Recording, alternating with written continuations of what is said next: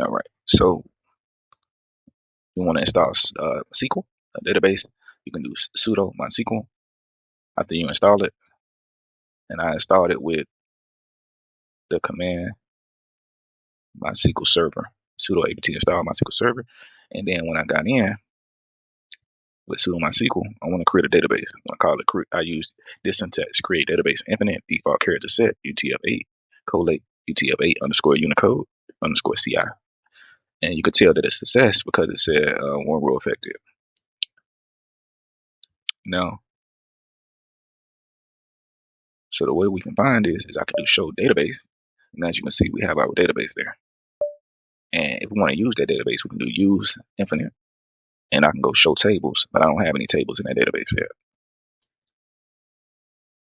We'll go over this a little bit more in the future. Thanks.